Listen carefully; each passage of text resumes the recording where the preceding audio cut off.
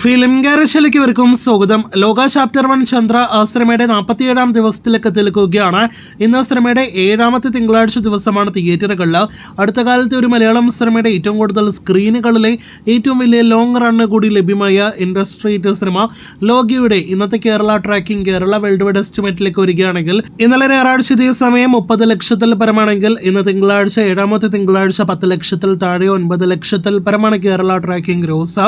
അപ്പോൾ ഇന്ന് 15 ലക്ഷം 20 ലക്ഷം റേഞ്ചിലെ കേരള ഗ്രോസ് പ്രതീക്ഷിക്കുന്നുള്ളൂ. അങ്ങനെയെങ്കിൽ ഇന്നത്തോടെ 120 കോടി 90 ലക്ഷത്തിലേക്ക് സിനിമയുടെ ആകെ കേരള കളക്ഷൻ എത്തും. നാളെയോടെ 121 കോടി സിനിമയുടെ ആകെ കേരള കളക്ഷൻ കിടക്കും.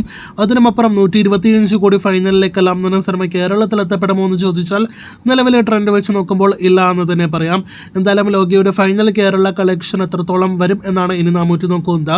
വേൾഡ് വൈഡ് കളക്ഷനിലേക്ക് വരികയാണെങ്കിൽ ഇന്നലെ വരെ 300 കോടി 62 ലക്ഷം രൂപയാണ് സിനിമയുടെ വേൾഡ് വൈഡ് കളക്ഷൻ. ഇന്നത്തോടെ 47 ദിവസങ്ങൾ കൊണ്ട് 300 കോടി 90 ലക്ഷത്തോളം വേൾഡ് വൈഡ് ഗ്രോസ് ആണ് പ്രതീക്ഷിക്കുന്നത്. അപ്പോൾ ലോക ചാപ്റ്റർ 1 ചന്ദ്ര എന്ന മലയാളത്തിന്റെ റെക്കോർഡ് വിജയം നേടിയെടുത്ത സിനിമ സിനിമയുടെ ഫൈനൽ റണ്ണിലേക്ക് അടുത്തുകൊണ്ടിരിക്കുകയാണ്. തിയേറ്ററുകളിലെ ലോങ് റൺ ലഭ്യമായ ഓണച്ചിത്രം കൂടെ ലോകയുടെ ഫൈനൽ കൃത്യമായ കളക്ഷൻ അറിയുവാനായിട്ട് പ്രേക്ഷകർ കാത്തിരിക്കൂ.